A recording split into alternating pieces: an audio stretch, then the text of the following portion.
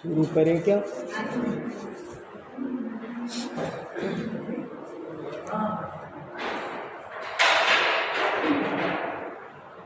कमठे च धर्मेन्द्रे च सोचितं कर्म कुर्वती प्रभुस्तुल्य मनोवृत्ति पार्श्वनाथ जिनोस्तु नः पार्श्वनाथ जिनोस्तु नः।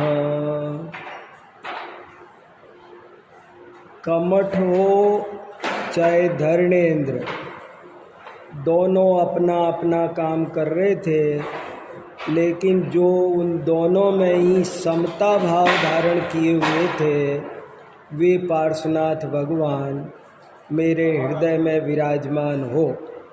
बोलो देवादिदेव 1008 श्री पार्श्वनाथ भगवान की। देखो, आज मैंने आपको आचार्य पूज्यपाद स्वामी ने कुछ महत्वपूर्ण श्लोक लिखे हैं, वो कुछ सुनाने का मन हुआ मेरा। आचार्य पूज्यपाद स्वामी आज से 1500 साल पहले हुए हैं। हमारे अनेक आचार्यों हुए, सबके बारे में अपन सबको थोड़ा थोड़ा ज्ञान होना चाहिए। जैसे अपन को अपने घर के खानदान की बात करते हैं कि नहीं, हमारा खानदान कौन सा, हमारे पिताजी, बाबा, फलाना, दादा, तो ऐसे ही अपने धर्म के जो बड़े बड़े हमारे आचार्य हुए उनका भी अपन को थोड़ा ज्ञान होना जरूरी है।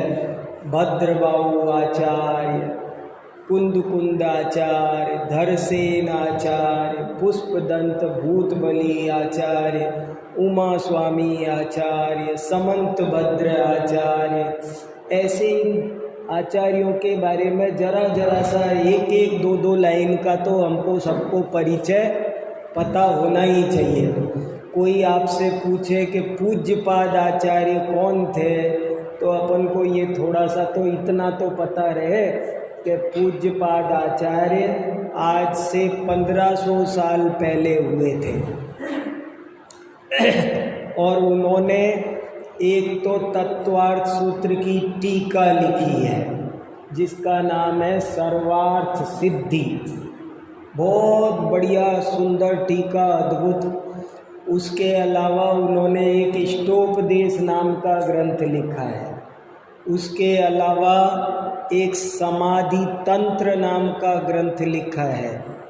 उसके अलावा उन्होंने एक व्याकरण का ग्रंथ लिखा है, संस्कृत व्याकरण जैनेन्द्र प्रक्रिया, वो भी उनका बहुत बढ़िया विश्व में प्रसिद्ध ग्रंथ है उनका। उसके अलावा उन्होंने कहते हैं कि एक आयुर्वेद का भी कोई ग्रंथ लिखा था जिसके उद्धरण दुनिया भर के आयुर्वेद ग्रंथ जो ये सुनते हैं, चरक संहिता वगैरह, उनमें उनके उद्धरण मिलते हैं। और पूज्यपाद आचार्य इतने महान आचार्य थे कि उनका ओरिजिनल नाम तो था देवनंदी। उनका नाम था देवनंदी, मगर देवनंदी नाम से कोई बोलता ही नहीं उनको। वो इतने ज़्यादा रेस्पेक्टेड हो गए कि सब ने उनको नाम लेने की हिम्मत नहीं हुई किसी में। कैसे इतने बड़े आदमी का अपन नाम बोले? जब आदमी बहुत बड़ा होता है तो उसका नाम नहीं बोला जाता, फिर अपन ऐसे ही बोलते आचार्य श्री, बस नाम नहीं बोलते। तो ऐसे ही देवनंदी आचार्य थे, बहुत बड़े आचार्य थे, लेकिन वो इतने ज़्यादा सबके द्वारा आदरणीय थे कि जिसकी वजह से उनका नाम चल गया पूज्यपाद। पूज्यपाद, पाद माने पैर, जिनके चरण पूजनीय हैं वही आचार्य श्री, वो पूज्यपाद आचार्य श्री। ऐसे उनका बहुत बड़े रिद्धिधारी थे, बहुत बड़े तपस्वी थे। और क्या बताऊं, एक फ्रेंच का एक फ्रेंच भाषा का, फ्रांस का एक बहुत बड़ा कवि है, उसको बहुत सारे पुरस्कार मिले हैं, वॉल्ट व्हिटमैन। उसको कई तरह के अवार्ड मिले हैं, वॉल्ट व्हिटमैन। उन्होंने पूज्यपाद आचार्य के ग्रंथों को पढ़ पढ़ करके अंग्रेजी में कविताएं लिखी, इनके काव्यों पर कविता लिखी। अब वो कविताओं को अवार्ड मिल गया, सब समझ रहे। तो वॉल्ट व्हिटमैन ने लिखा कि ये मेरा विषय नहीं है, मेरी तो कविता है, और मैटर तो सारा का सारा पूज्यपाद आचार्य का है। तो इतने बड़े वो आचार्य थे, उनके बारे में अपन को सबको थोड़ा बहुत तो ज्ञान होना ही चाहिए। अपने यहाँ जो शाम को सभा चलती है ना आपकी, उसमें सर्वार्थ सिद्धि का तो आप लोगों ने पूरा स्वाध्याय किया है, मेरे को मालूम है। और किस ग्रंथ का किया ध्यान नहीं, शायद कभी ष्टोपदेश समाधि तंत्र का भी हुआ है। देखो, वाह, बहुत बढ़िया। तो ऐसे इन आचार्य का अपने को थोड़ा ज्ञान होना चाहिए। तो ये तो हुई सामान्य बात। पूज्यपाद आचार्य ने इसके अलावा भी छोटी छोटी चीज़ें बहुत लिखी है फुटकर, जिनका कोई रिकॉर्ड ही नहीं है। एक किताब मिलती है 10 भक्त्यादि संग्रह, किताब का नाम है 10 भक्त्यादि संग्रह। उसमें पूज्यपाद आचार्य की 10 तो भक्तियाँ हैं, उसके अलावा छोटी छोटी और चीज़ है, कोई प्रतिक्रमण पाठ, कोई क्या, कोई क्रिया शुद्धि, कोई आलोचना, कोई सामायिक स्वाध्याय, ऐसे छोटे छोटे बहुत 24 तीर्थंकर वंदना, ऐसी बहुत चीज़ें उन्होंने 10 भक्त्यादि संग्रह में वो संकलित मिलती है।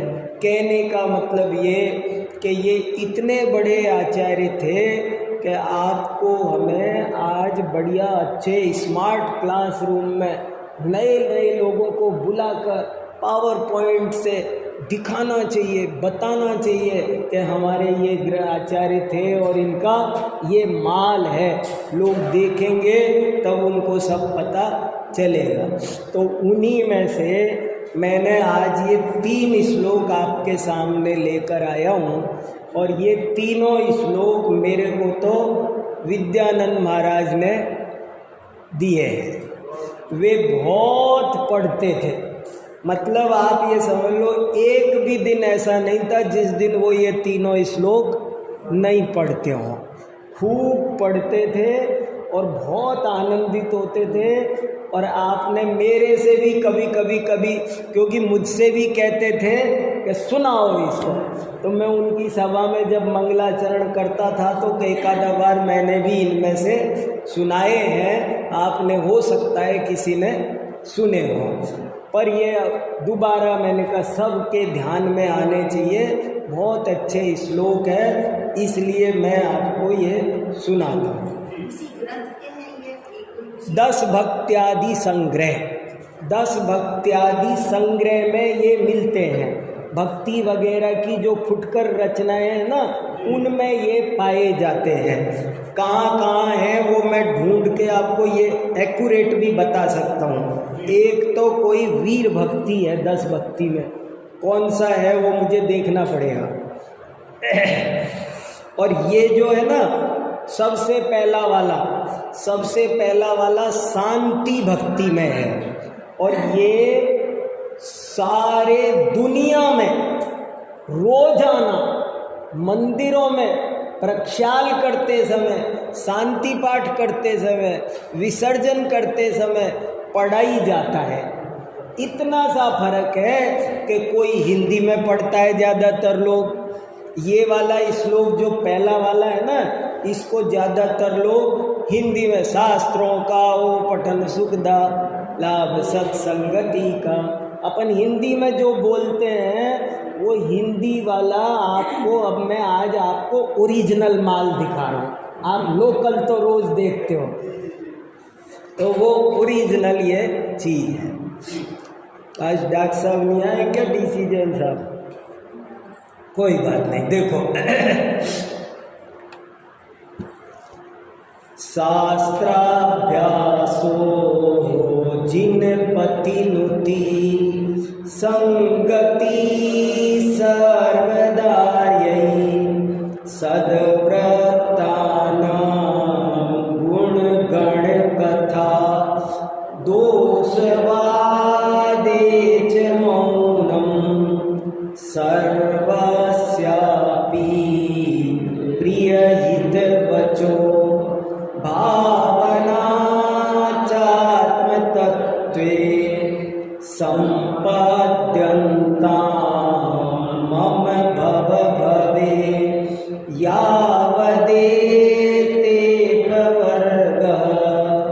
ये श्लोक मैं आपके लिए अपने हाथ से टाइप करके लाया हूँ, और इसलिए टाइप करके लाया हूँ खुद कि मेरे को कई किताबों में मैंने देखा तो अशुद्धियाँ मिली बहुत, तो मैंने कहा मैं कहाँ तक ठीक कराता फिरूँगा, तो मैंने उनको बढ़िया से लिख के अपने हाथ से टाइप करके कंप्यूटर पर बैठ के उसका हिंदी अर्थ लिख के और ये बढ़िया से प्रिंट निकलवा के मैंने कहा सबके हाथ में होंगे। अब मैं ये नहीं लाता तो भी आपको आनंद नहीं आता, मैं ही पढ़ता रहता। आपके हाथ में होना चाहिए, आपको ये विश्वास होना चाहिए कि जो मैं कह रहा हूँ वो वही बात है। मैं मेरे मन से, आप यहाँ जिनवाणी सुनने बैठे हो कि मनमानी? मेरी मनमानी सुनाऊँ तो सुन लोगे? नहीं, सब जिनवाणी सुनने बैठे हैं। तो जिनवाणी सुनना है तो जिनवाणी में होना चाहिए ना ये बात, इसलिए ये लेके आया हूँ। देखो पूज्यपाद, हेडिंग क्या डाला मैंने? हेडिंग डाला है पूज्यपाद स्वामी की हार्दिक भावना। हार्दिक माने अपन अपनी ठेठ भाषा में बोलो तो दिली ख्वाहिश। जैसे अपन कुछ भी पूछे, मैं पूछूं सुदेश जी आपको क्या क्या चाहिए, तो छोटी छोटी बात बोल देंगे, मेरे को ये वाली टेबल चाहिए। फिर मैं पूछूंगा नहीं आप ऐसी बताओ जो जिंदगी की खास आपकी इच्छा हो। आप अपने मन की ऐसी बात आज मेरे से कह दो कि जो जिंदगी की खास इच्छा हो आपकी, क्या चाहते हो। ये तो समझ गया छोटी सी बात के ये रुमाल है, ये नहीं, दिली ख्वाहिश क्या है। तो पूज्यपाद भगवान से, आचार्य से भी किसी ने पूछा कि आपकी दिल की इच्छा बता दो आज, तो वो दिल की इच्छा बता रहे, मेरे दिल की इच्छा बता रहा हूँ मैं। बोले कुछ हो या ना हो पर क्या चाहिए मेरे को। तो देखो वो क्या कह रहे, और भगवान से कह रहे। ये तीनों श्लोक भगवान के सामने पढ़ने के हैं। वे भगवान से कह रहे हैं कि भगवान मेरे को क्या चाहिए। अब आप भी सोच लो, कोई महावीर जी जाता है, कोई तिजारा, कोई पदमपुरा, तो अपन भगवान से क्या चाहिए, क्या चाहिए सोचना। दुनिया क्या क्या मांगती है, मैं बताना नहीं चाहता कुछ भी, क्या फायदा बताने से। क्या क्या मांगते हैं, उटपटांग चीजें मांगते हैं। जो महावीर भगवान खुद ब्रह्मचारी हैं, उनसे कहते हैं हमको बेटा दे दो। क्या, पर ये कह रहे मुझको क्या चाहिए। तो देखो वो क्या कह रहे, क्या चाहिए मुझको। तो बोले मुझे पहले नंबर पर चाहिए शास्त्राभ्यास हो। हे भगवान, मेरी जिंदगी में एक भी दिन ऐसा नहीं जाना चाहिए कि जिस दिन मैं थोड़ी सी देर स्वाध्याय नहीं करूं। पहली इच्छा, कुछ भी होने दो, चाहे कोरोना फैले, चाहे कुछ हो, आंधी आए, तूफान आए, भूकंप आए, कुछ आए, जो आता हो सो आता हो, चाहे घर में बेटा बेटी की शादी हो, पर मेरा स्वाध्याय छूटना नहीं चाहिए। कितनी बड़ी बात, अपन छोटी छोटी बात के लिए छोड़ देते हैं। अपन जरा जरा सी बात आ जाए ना, कोई भी, आज क्यों नहीं स्वाध्याय किया, ऐसे ही नहीं किया, आज कुछ मन सा नहीं लग रहा था, गर्मी सी लग रही थी, ऐसे ही नहीं किया। और ये क्या कह रहे हैं कि कितनी भी बड़ी दिक्कत आए पर स्वाध्याय के बिना तो एक भी सूरज छिपना, मेरी जिंदगी का एक भी सूरज स्वाध्याय के बिना छिपना नहीं चाहिए। भगवान से ये मांग रहे। कभी ऐसी दिली इच्छा अपनी हुई? सोचो, देखो क्या कह रहे। पहली इच्छा शास्त्राभ्यासो, दूसरी इच्छा जिन पति नुति, और रोजाना मैं, हे भगवान, जिन पति माने जिनेंद्र भगवान, मैं रोजाना भगवान को नमस्कार जरूर करूं। डेली मेरे भक्ति पूजा स्तुति जरा सी हो जाए, ज्यादा कम की सवाल नहीं है पर होना चाहिए। बड़े महाराज जी कहते थे ना, कितनी बार अमृत घड़ा भर के पीने की जरूरत नहीं है, एक चम्मच भी पियो तो फायदा करेगा। तो जरूरी नहीं कि भाई मैं 4 घंटे पूजा में बैठ पाऊं, कोई बात नहीं, पर 4 मिनट तो बैठूं। 24 घंटे में 24 मिनट तो ये काम करूं। तो पहला काम हुआ स्वाध्याय और दूसरा काम हुआ भक्ति, भजन, पूजन, देव दर्शन, कुछ भी कह दो। जिनपति नुति का मीनिंग लगा लो। मैं इस बात को ऐसे कहता रहता हूँ, कभी आपने सुना होगा, मैं ऐसे कहता हूँ कि भाई एक प्रतिज्ञा करो सब लोग, भजन बिना भोजन नहीं, स्वाध्याय बिना शयन नहीं। मेरे से कोई पूछे ना, हमको कोई नियम दे दो, तो मैं ये नियम देता हूँ और नियम देने की बजाय कि ये नियम लो, भजन बिना भोजन नहीं और स्वाध्याय बिना शयन नहीं। एक भी दिन भोजन करो तो पहले अपने से पूछो कि मैंने आज थोड़ी देर भगवान का भजन किया कि नहीं किया, और यदि नहीं किया तो खबरदार, ठहर जाओ, सावधान, समझ लो थाली में रेड लाइट जली हुई है, ग्रास तोड़ने का अधिकार आपको नहीं है। रुको रुको रुको, पहले थोड़ी देर भगवान का नाम लो। और ऐसे ही सोने का टाइम आए तो ये नहीं कि गद्दे पे पड़ गए धड़ाम, नहीं, पहले गद्दे पे पड़ने से पहले अपने से पूछो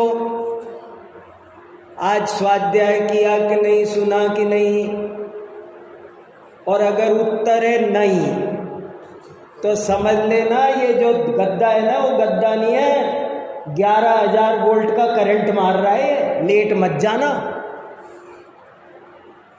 पहले उनको क्यों दिन भर खराब किया था, सारे दिन में टाइम नहीं निकाल सके 10 मिनट, अब सोने की कोई जरूरत, पहले 10 मिनट स्वाध्याय करो, कुछ भी हो बाद में लेटना।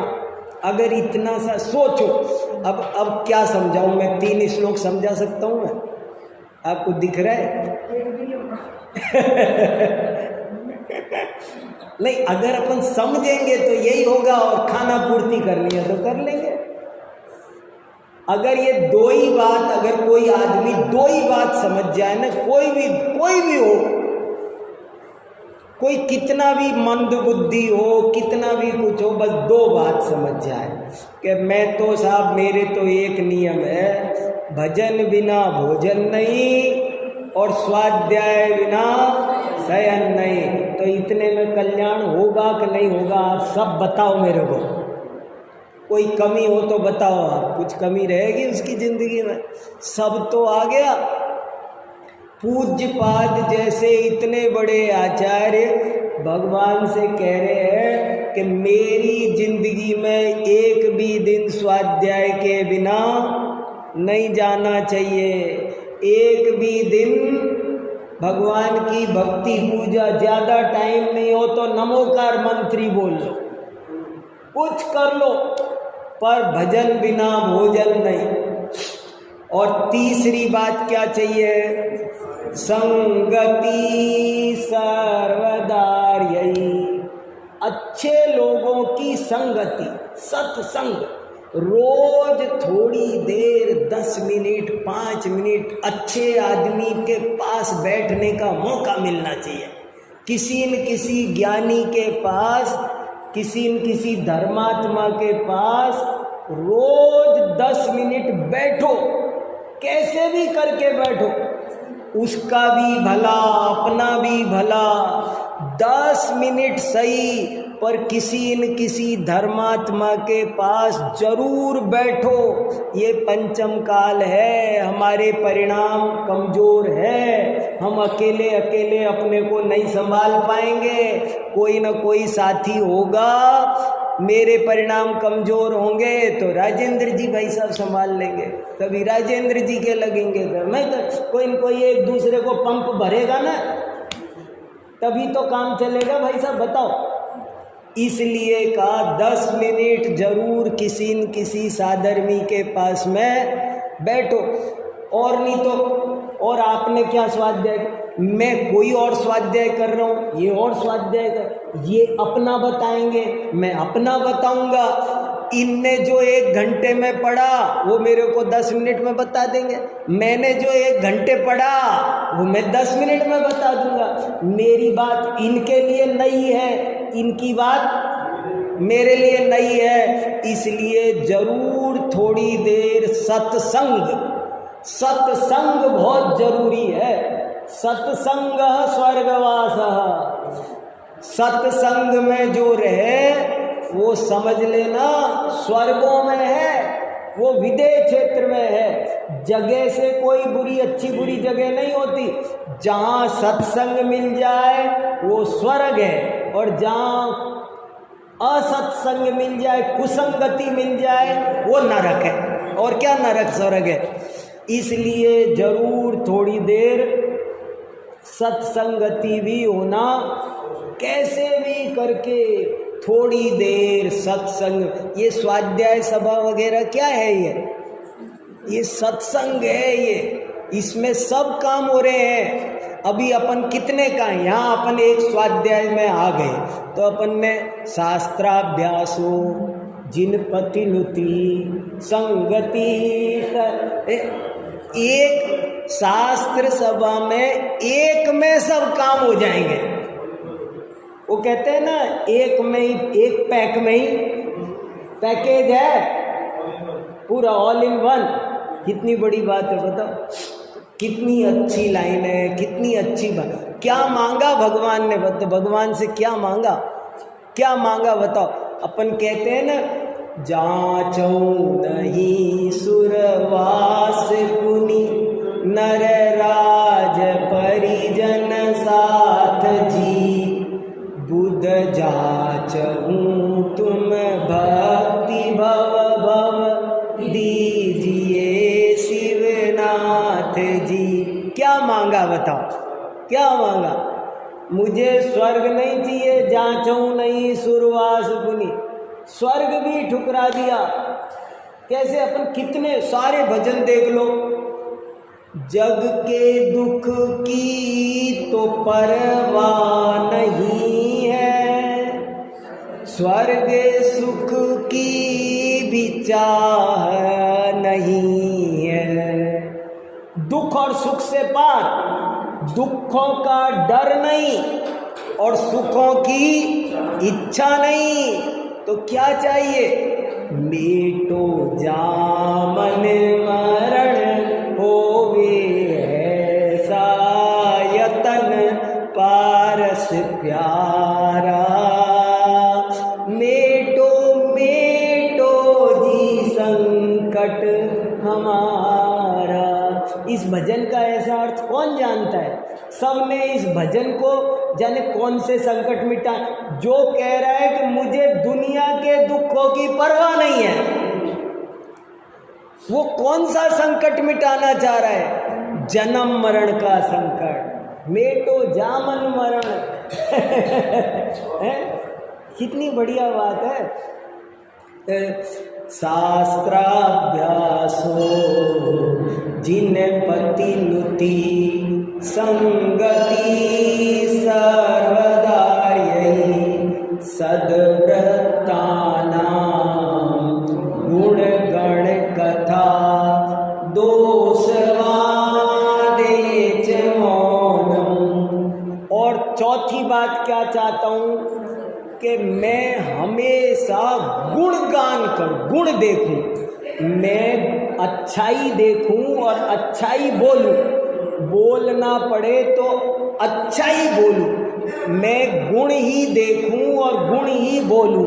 और दोष कहने की सुनने की बारी आए तो मौनम, दोष वादे च मौनम।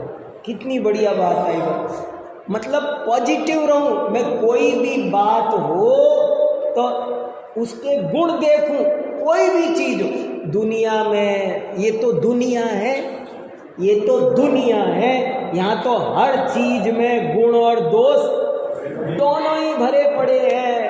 मैं गुण ही गुण देखूं, दोष कभी भी किसी के नहीं देखूं। हर बात में, हर घटना में आज जो आदमी गुण देखना सीख गया उसका बेड़ा पार है।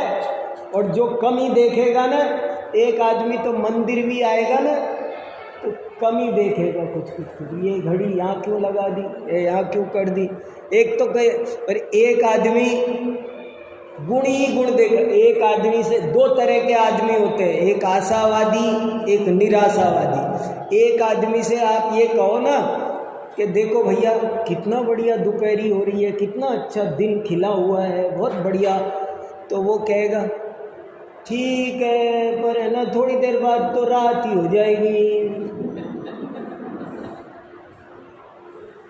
पूरी रात अंधेरी, रात ही हो जाएगी फिर भी।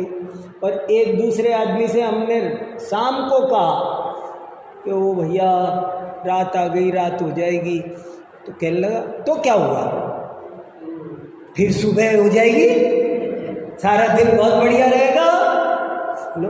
एक को हम रात बता रहे हैं और वो उसको दिन का देख रहा है, और एक को दिन दिखा रहे हैं और वो मूर्ख रात देख रहा है। हर चीज में गुण देखना सीखो, पॉजिटिव बनो। कुछ भी हो, कहीं पर कमी देखने की बहुत गंदी आदत होती है। कमी देखने वाला कभी जिन दुनिया में सुखी नहीं रहता, और पाप बंद भी बहुत करता है। मैं एक कहानी सुनाता रहता हूँ ना। एक आदमी घूमने गया, बहुत बढ़िया कहानी है। एक आदमी घूमने गया, तो घूमने गया तो उसने कोयल बोल रही थी पार्क में, डियर पार्क चला गया, कोयल बोल रही थी। तो कोयल बोल रही थी तो जिंदगी में पहली बार कोयल सुनी उनने। ओहो, उसको ऐसे लग रहा था जैसे कोई कान में मिश्री घोल रहा हो, बहुत अच्छा लग रहा था, आनंद आ रहा था। लेकिन वो है ना उस कोयल को देख करके कहता है काश तू काली नहीं होती तो कितना अच्छा रहता। और वो आगे बढ़ा, आगे बढ़ के रोज गार्डन पहुंच गया, वहाँ गुलाब खिले थे बहुत अच्छे, वो भी उसने आज देखे, अरे इतने बढ़िया बढ़िया गुलाब, तो मन खुश हो रहा है खूब। मगर चलते चलते कहने लगा, अरे काश तेरे अंदर कांटे नहीं होते तो कितना अच्छा होता। फिर झील किनारे जा बैठा, हाथ पैर धोए, करे सब कुछ करे, कहने लगा काश तू खारी नहीं होती तो कितना अच्छा रहता। खारा समुंदर खारा होता है ना, इतना बढ़िया समुंदर, और तू खारा नहीं होता। जैसे तैसे वो टाइम हो गया, रात होती आई, चलो घर लौट रहा था। घर लौट के आया, उस दिन इत्तेफाक से शरद पूर्णिमा थी और आसमान में पूरा का पूरा चंद्रमा, अपना सुधाकर नाम, चंद्रमा का एक नाम है सुधाकर, तो सुधाकर नाम सार्थक कर रहा था, अमृत बरसा रहा था, बड़ी अच्छी ठंडक, नेचुरल शीतलता मिल रही थी, आनंद आ रहा था उसको। तो उसको आनंद आ रहा था, मगर वो ऐसे देख के कह रहे काश तेरे अंदर कलंक नहीं होता तो कितना अच्छा है। और ऐसे कह के वो लौटा, जब वो घर लौट रहा था तो पीछे से एक साथ 4 लोगों ने आवाज दी, अरे ओ मनुष्य रुक, 1 मिनट सुन, अरे ओ मनुष्य। कितने लोगों ने आवाज दी? 4। कौन थे ये 4 समझ में आ गया? एक तो कोयल, एक गुलाब, एक समुंदर और एक वो चंद्रमा। इन चारों ने मिलके आवाज दी। क्या आवाज दी? अरे ओ मनुष्य, अरे ओ सृष्टि के सुंदरतम प्राणी, अरे ओ 84 लाख योनियों में दी बेस्ट, 84 लाख योनियों में दी बेस्ट, अरे ओ मनुष्य तू कितना बढ़िया है रे, कितना बढ़िया है रे। पर काश तेरे अंदर ये कमी देखने की आदत नहीं होती तो कितना बढ़िया होता, तू साक्षात भगवान होता, तू साक्षात भगवान होता। तेरे में कमी देखने की आदत नहीं होती। ये कमी देखने की आदत है ना, ये बहुत बीमारी है, ये गंदी। जैसे बुखार जुकाम का इलाज कराते हैं ना, ऐसे इसका इलाज कराना चाहिए। तो इसलिए कहा कि मैं कभी भी दोष बोलने में, वो कह रहे मैं कभी किसी के दोष ना बोलूं, और क्या करूं? सर्वस्यापि प्रिय हित वचो भावना तत्वे। और मैं जब भी बोलूं, किसी से भी बोलूं, कभी या तो मौन रखूं, और बोलूं तो अच्छे वचन बोलो, या तो मौन रहो और बोलो तो सही बोलो। ये नहीं बोलना चलेगा, मगर गलत बोलना, ऐसे ही संगति के बारे में है। कोई संगति ना मिले तो चलेगा, पर कुसंगति नहीं मिलनी चाहिए। वो शांति सागर महाराज कहते थे, बोले गौशाला खाली रहे तो चलेगा, पर मरखनी गाय नहीं चाहिए। गौशाला खाली रहे। और संगति के बारे में और एक वो बहुत अच्छी बात कहते थे, बोले देखो ये अंगूठी में नग लगाते हैं नहीं, अंगूठी में नग, तो अंगूठी होती है सोने की और उसमें नग लगाते हैं। तो नग किस में लगाते हैं? लोहे में, सोने में। तो तुमको भी नग बनना हो तो सोने जैसे लोगों के बीच बैठो, जो सोने से गिरेगा वो नग बनेगा, लोहे से गिरेगा तो नग नहीं बनेगा। इसलिए अच्छी संगति बहुत जरूरी है जिंदगी में। कुसंगति से लाखों लोग बर्बाद हो रहे हैं। नए नए बच्चे कहाँ कहाँ पढ़ने जाते हैं और कुसंगति मिल जाती है। एक कुसंगति सारी जिंदगी बर्बाद करने के लिए काफ़ी है। और एक क्षणमपि सज्जन संगति रेखा, ऐसे ही किसी को क्षण भर अच्छी संगति मिल जाए तो वो तिर जाता है उससे। इसलिए तो सर्वस्यापि प्रिय हित वचो भावना चात्म तत्वे। और हमेशा अपने आत्म तत्व की भावना रहे। जब देखो तब 24 घंटे क्या रहना चाहिए?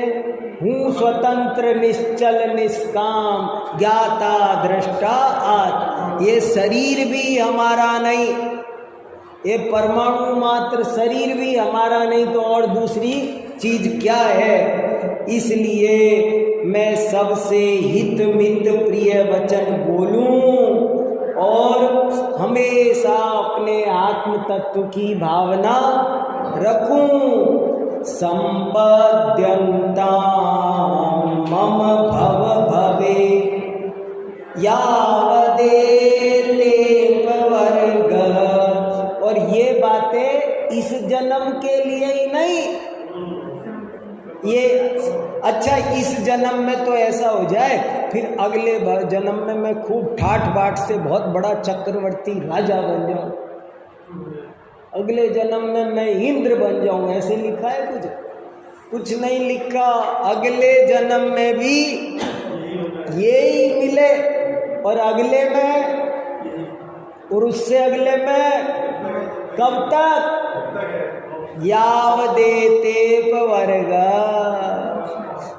और देखो, जब यावत माने जब तक, अपवर्ग माने मोक्ष, जब तक मुझे मोक्ष नहीं मिले तब तक ये सब मिले। मतलब मोक्ष मिलने के बाद ये चीजें तब तक चलती है, उसके बाद में बंद होती है। फिर थोड़ी स्वाध्याय होगा, सिद्ध भगवान स्वाध्याय थोड़ी करते हैं, तब तक करो, लेकिन इनसे ये साधन है, साध्य नहीं, इनसे साध्य मिलेगा। कितना बढ़िया श्लोक है। शास्त्राभ्यासो जिन पति नुति संगति सर्वदार्यै सद्व्रतानां गुण गण कथा दोषवादे च मौनम् सर्वस्यापि प्रियहितवचो भावना चात्मतत्त्वे सम्पद्यन्तां मम भव भवे यावदेते पवर्गा। तो ऐसा ये बहुत बढ़िया श्लोक है, आप हिंदी में तो पढ़ते ही हो, अब ये संस्कृत का भी पढ़ो, अर्थ समझो, और ऐसी भावना भी अपन सबको अपने हृदय में बनानी चाहिए। चलो, बहुत अच्छा।